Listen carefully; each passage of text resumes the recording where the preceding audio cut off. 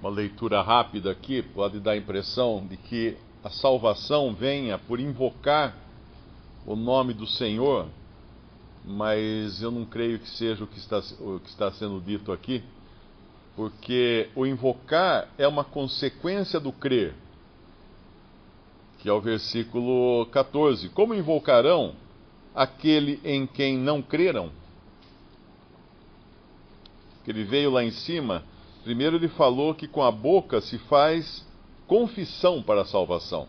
No versículo 10, visto que com o coração se crê para a justiça e com a boca se faz confissão para a salvação. Porque a Escritura diz que todo aquele que ele confessar, não, todo aquele que nele crer não será confundido. Ou todo aquele que a ele invocar, não, todo aquele que nele crer. Tudo começa pela fé. Na parte que diz respeito ao homem, tudo começa no crer. E aí, depois do crer, então, vai invocar o nome do Senhor, aquele que crê. E aí é o que fala o versículo 13, porque todo aquele que invocar o nome do Senhor será salvo. Como, pois, invocarão aquele em quem não creram? E como crerão naquele de quem não ouviram? E como ouvirão se não há quem pregue? E como pregarão se não forem enviados? E aqui a gente tem que ler ao contrário para entender a ordem das coisas. Primeiro, alguns são enviados pelo Senhor a pregar.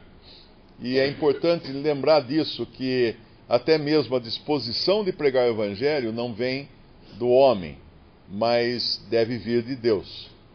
Quando Paulo, passando por...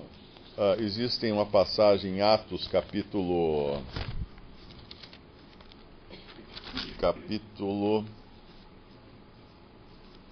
16, versículo 6. E passando pela Frígia e pela província da Galácia, foram impedidos pelo Espírito Santo de anunciar a palavra na Ásia. Ora, para a mente lógica, racional, não faz sentido. Porque, afinal, eles não estavam saindo para pregar, para levar a palavra. Como é que o Espírito Santo poderia impedi-los de levar a palavra? Porque a origem do pregar deve partir necessariamente de Deus. E não só aí, mas ele continua no versículo 7 de Atos 16. E quando chegaram a Mísia, intentavam ir para Bitínia, mas o Espírito de Jesus não lhe permitiu. As razões nós não conhecemos aqui, mas Deus estava no controle de tudo. Tanto é que depois, provavelmente por Paulo e os que estavam com ele, eu acho que é Silas aqui, né? Aqui no versículo 40 do capítulo 15, fala que é Paulo que escolheu Silas para fazer essa viagem. Como Paulo e Silas aparentemente não estavam em sintonia com o Espírito de Deus, tanto é que eles quiseram pregar num lugar, o Espírito Santo não permitiu, quiseram pregar num outro lugar, o Espírito de Jesus não permitiu. Então Deus agora precisa mandar uma mensagem muito clara para Paulo. Uma coisa tipo, agora vou mostrar para você onde você tem que ir. E aí vem o versículo 9, Paulo teve de noite uma visão em que se apresentou um varão da Macedônia e lhe rogou, dizendo, passa a Macedônia e ajuda-nos. E logo depois desta visão procuramos partir para a Macedônia, concluindo que o Senhor nos chamava para lhes anunciarmos o Evangelho. Então agora era uma coisa inequívoca, não tinha o que discutir. Muita gente às vezes vê essa passagem da visão, né, que Paulo tem, do varão da Macedônia, e interpreta isso como, então eu preciso ter uma visão de um varão da Macedônia para também ir para o Evangelho. Não, mas isso é porque ele não estava entendendo o que Deus estava mandando antes. Então veio uma mensagem que agora não tem como não entender. A visão é uma correção de rumo aqui, na realidade, eu creio. Não necessariamente que todo cristão deva ter uma visão de um varão da Macedônia para poder sair pregar o Evangelho. Mas aqui me parece que é a terceira coisa que acontece, porque nas duas primeiras Paulo não teve o discernimento de entender qual era a vontade do Senhor. Então aqui, quando fala, lendo ao contrário, Romanos 10, versículo 15: quão formosos os pés dos que anunciam a paz, dos que anunciam coisas boas. Isso aqui é Deus quem prepara os pés daqueles que vão levar a sua mensagem. E como pregarão se não forem enviados? Deus precisa enviar. É um comando que parte do Espírito Santo de Deus. Versículo 14. Como ouvirão, no final do versículo, como ouvirão se não há quem pregue? Depois, como crerão naquele de que não ouviram? Como, pois, invocarão aquele que não creram? Porque todo aquele que invocar o nome do Senhor será salvo. Então, lendo de trás para frente, a gente percebe de onde vem a fonte do invocar o nome do Senhor no final, que já é a pessoa que creu, não é? Mas a fonte que parte de Deus.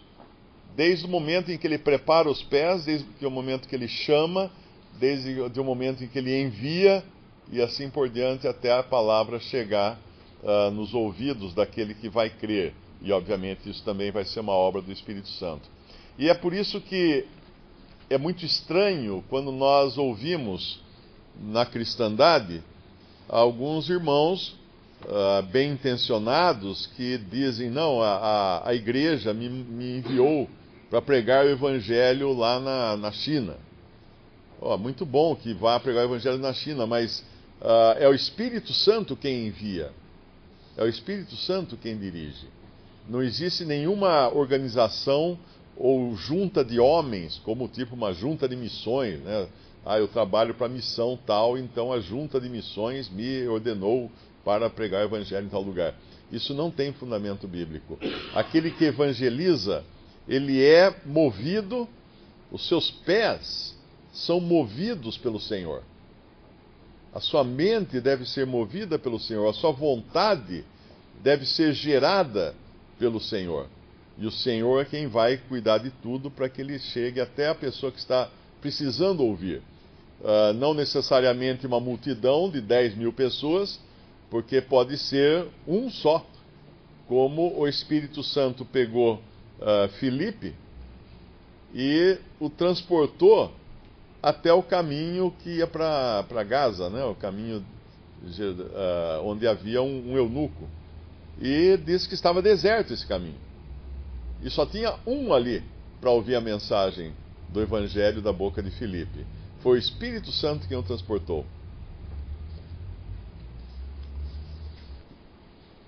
Nunca é demais repetir o versículo 17. Eu sempre li errado esse versículo durante muitos anos. Eu sempre lia: de sorte que a fé é pelo ouvir e ouvir a palavra de Deus. Na realidade, é claro que a gente precisa ouvir a palavra de Deus para crer.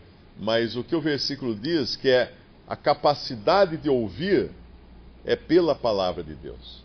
É a palavra de Deus que desperta, que abre os ouvidos da pessoa para ela poder ouvir.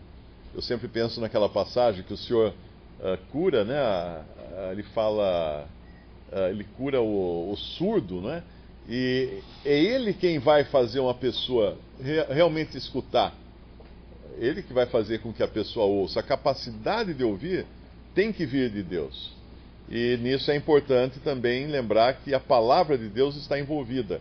Por isso, numa pregação do Evangelho, você pode contar muitas histórias, trazer muitas ilustrações, fazer interessante até a mensagem. É claro que você não pode fazer nada para uma pessoa se converter, pode fazer alguma coisa para ela não dormir durante a pregação. Mas tem que ter a palavra de Deus. Tem que ter a palavra de Deus. Ainda que ela não precise ser necessariamente, vamos abrir em Romanos capítulo tal, versículo, porque o incrédulo não sabe nem o que é Romanos, não sabe o que é capítulo, não sabe o que é versículo. Mas tem que ser dita a palavra de Deus. E isso pode até ser feito en passant, quando a pessoa está falando a sua mensagem e Deus amou o mundo de tal maneira que deu o seu Filho unigênito para que todo que nele crê não pereça, mas tenha vida eterna. Não precisa nem dizer que está em João 3,16. Mas isso que foi dito é a palavra de Deus que vai abrir os ouvidos do incrédulo. A apelação do Espírito vai abrir os ouvidos dele, para que ele possa entender a mensagem e possa crer no Evangelho. Então, qualquer que seja a pregação, a mensagem, o assunto, tem que existir passagens da palavra de Deus costuradas na mensagem do pregador do Evangelho. Por isso que aqueles calendários, alguém às vezes pode falar assim, mas eu vou dar um calendário para a pessoa, mas o calendário não tem nada, só tem um versículo ali, será que isso vai fazer o quê? Aquilo ali é a palavra de Deus. Ali tem a palavra de Deus e tem poder. Tem poder, a palavra de Deus tem poder. A gente, quando eu era garoto, eu via aqueles gibi do cara que falava Shazam, e aí de repente ele saía voando, né? E era uma palavra mágica que dava poder pro super-herói voar ou coisa assim. Na realidade, claro, isso aí é um exemplo tosco, mas é isso que a palavra de Deus faz. Ela vai gerar na pessoa, aplicada pelo Espírito Santo, ela vai gerar vida. E aquele que estava morto nos seus delitos e pecados, incapaz até de crer, ou de ouvir, ou de entender, incapaz até de sentir o peso dos seus pecados, a palavra de Deus, que é a água de João 3, a água, ali quando fala da água e do Espírito, quem não nascer da água e do Espírito, essa água da palavra de Deus é que vai dar vida para que aquela pessoa creia no Evangelho. Recentemente, uns cientistas pegaram uma semente de tamareira dos tempos de Jesus. Ela tem cerca de 2.000 anos, essa semente, encontraram lá em algum túmulo, em alguma coisa, em algum lugar enterrada, uma tamareira que inclusive não existe. E não existe mais, né? Já foi extinta aquela tamareira específica, aquela espécie específica. E eles conseguiram fazer com que ela brotasse. Então, quando você pega a gente na escola, usava aquele algodão, você punha uma semente de feijão no algodão, mas tinha que pôr o que naquele algodão? Tinha que pôr água. A semente ia ficar seca ali durante um século, não ia acontecer nada com ela.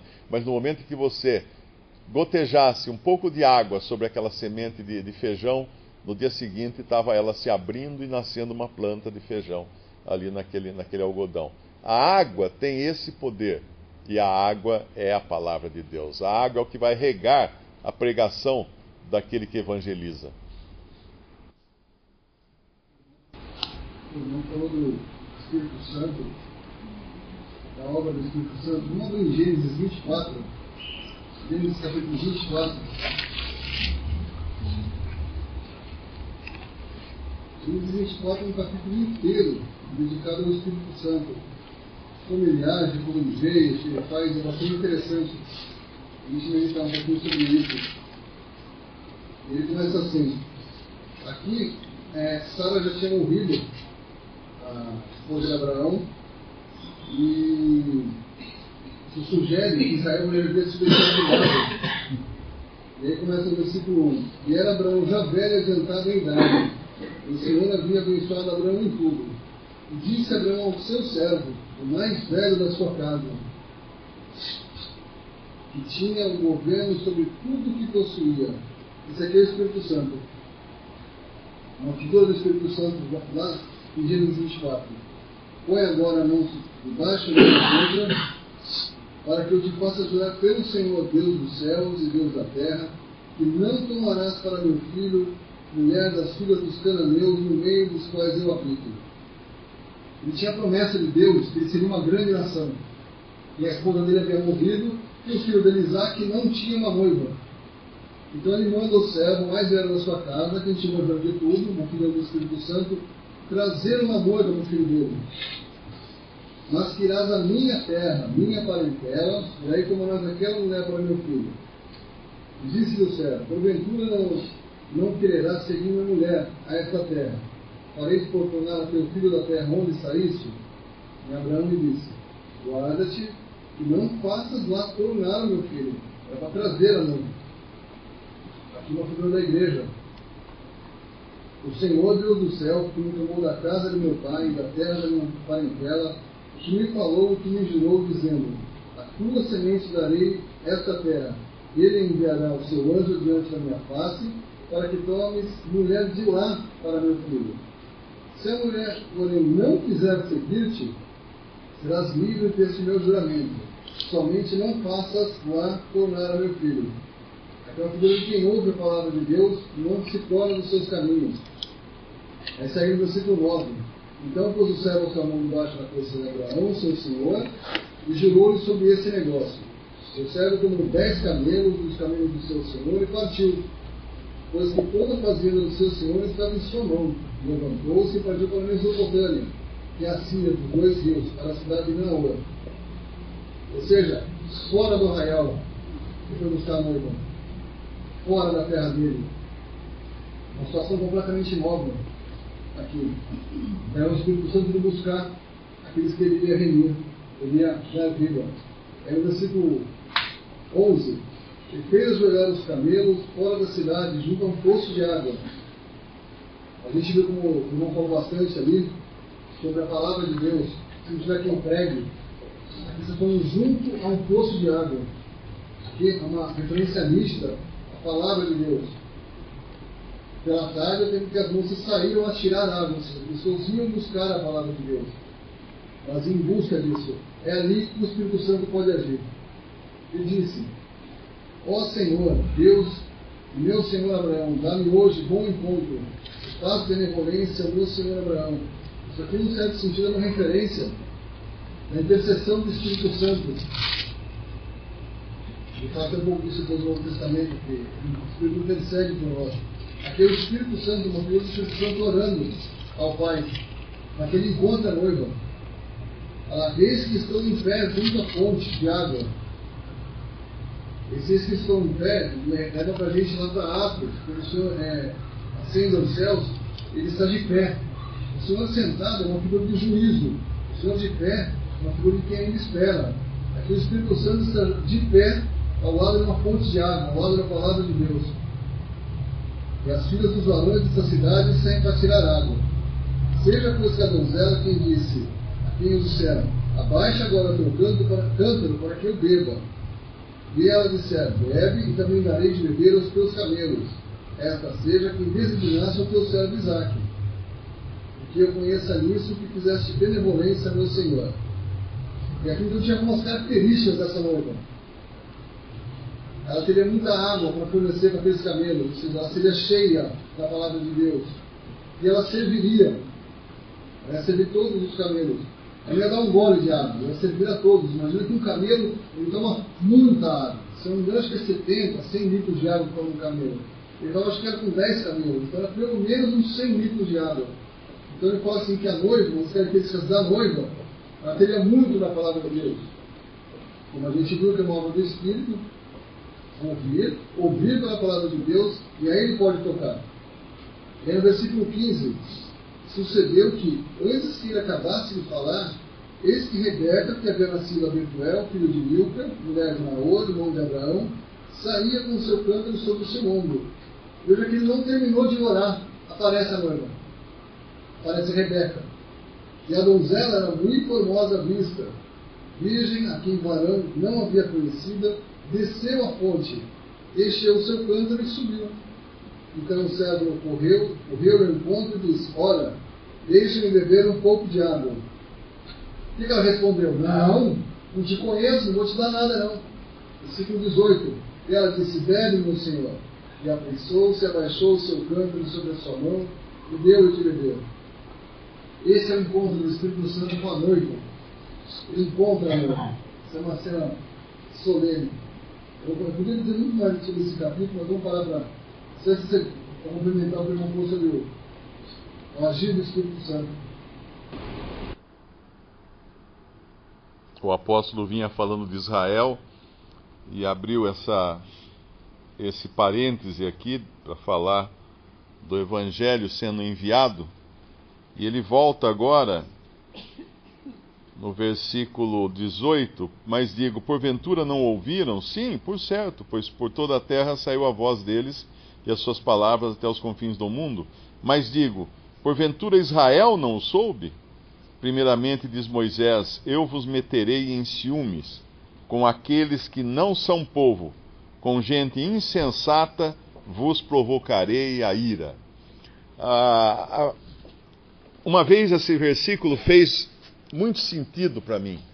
Eu estava numa fila, numa livraria em São Paulo, comprando uma Bíblia, uma livraria evangélica, e havia um judeu na minha frente comprando um LP para dar de presente para a amiga dele, que era presente de amigo secreto, amigo invisível, no trabalho.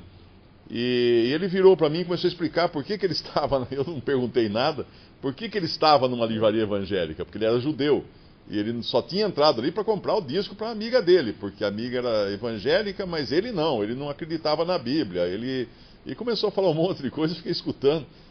E aí eu tentei falar do evangelho para ele já na mesma hora refutou, falou, isso aqui a gente joga fora, essa parte aí que vocês falam do evangelho, aí da Bíblia, essa parte a gente joga fora, isso aí não tem valor nenhum e tal.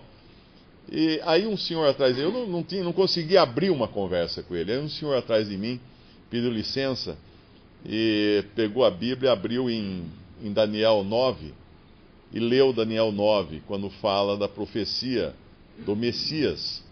E quando fala, e será tirado, o Messias seria tirado, e então o povo do príncipe que há de vir destruirá a cidade e o templo.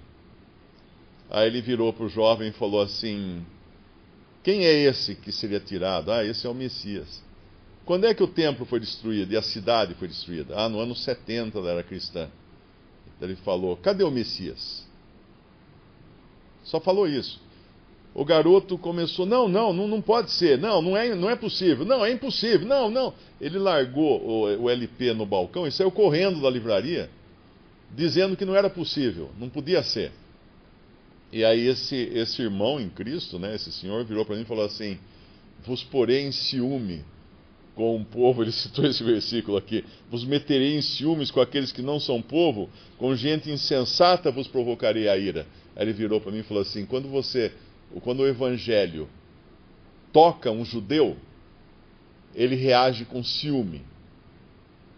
Por que ele reage com ciúme?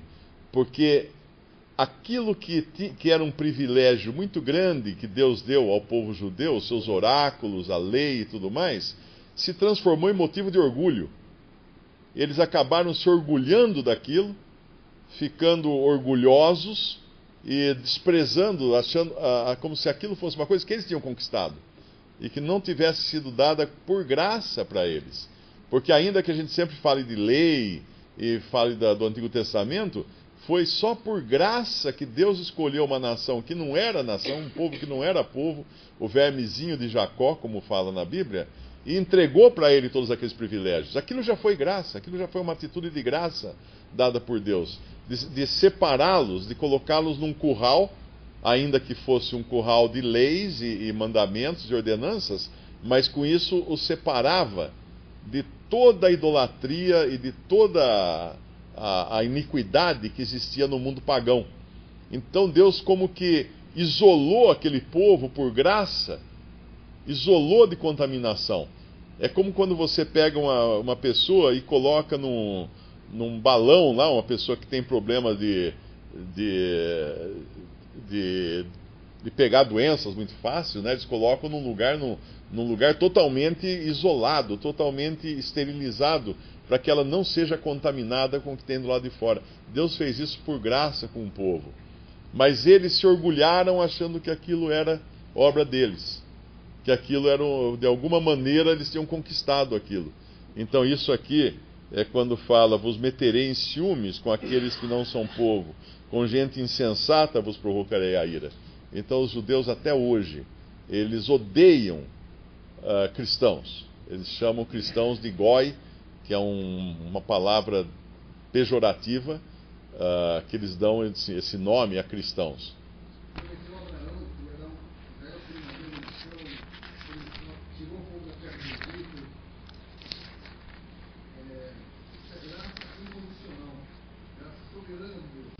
Vamos abrir lá em Levítico 26.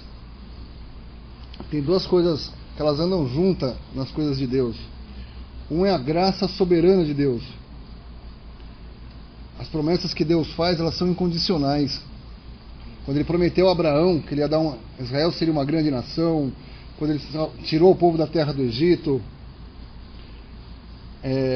isso é graça incondicional, graça soberana de Deus, na verdade. Mas junto com a graça soberana existe uma coisa que ela anda junto, que é o governo de Deus.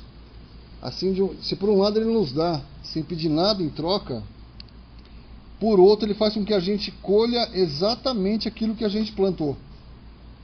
E aqui em Levítico 26 a gente tem um pequeno resumo do governo de Deus para aquele povo. Em um certo sentido para a gente também, mas mais para aquele povo. Então ele fala assim, são esses 3 primeiros versículos. Primeira coisa: não farei para vós ídolos, nem vos levantareis imagem de escultura, nem estátua, nem poreis figura de pedra na vossa terra, para inclinar-vos a ela, porque eu sou o Senhor vosso Deus. Então era a primeira coisa, a primazia, Deus sobre todas as coisas. A segunda coisa: guardareis os meus sábados. Foi por causa desse sábado que eles não guardaram, que eles foram cativos na Babilônia, que deu exatamente os sábados que eles não guardaram. Para a gente hoje, a aplicação espiritual guardar, é descansar no sábado, né? O Senhor do sábado é o Senhor Jesus, é descansar no Senhor. Então a gente vê que ele primeiro é o Senhor sobre todas as coisas, para a gente também. Guardar os meus para descansar no sábado, a gente também é para descansar no Senhor. E a terceira coisa: e reverenciareis o meu santuário. Aqui ele fala da gente, o templo do Espírito Santo. E aí assim, eles tinham que fazer essas 3 coisas. Porque eu sou o Senhor. Qual era o resultado disso? Versículo 12, 26, 12. E porei o meu e andarei no meio de vós, e eu vos serei por Deus, e vós me serei por povo. Essa é a primeira parte do capítulo 26. Aqui depois ele vai seguir falando o que ia acontecer se eles não fizessem. Hoje a gente olha para Israel e sabe já o que aconteceu.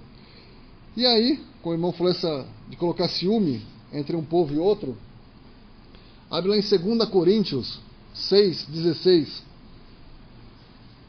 Dá uma lêncio também, por quê?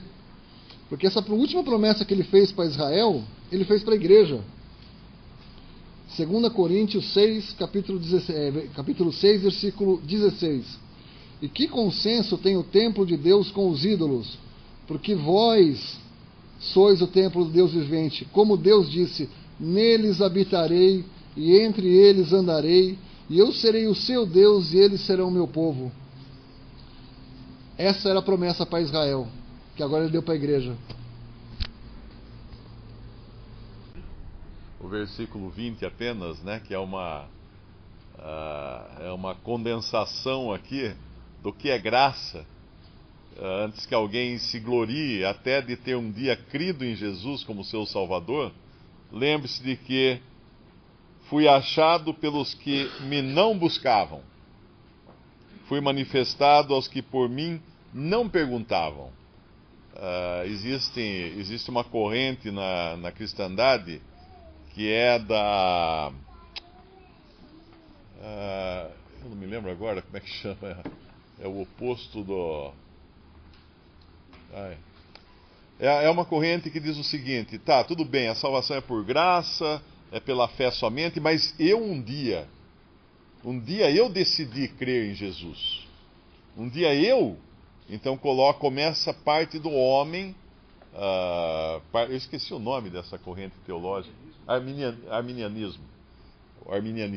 Um dia eu tomei a decisão de crer em Jesus. E isso aqui é a graça, olha só. Fui achado pelos que me não buscavam.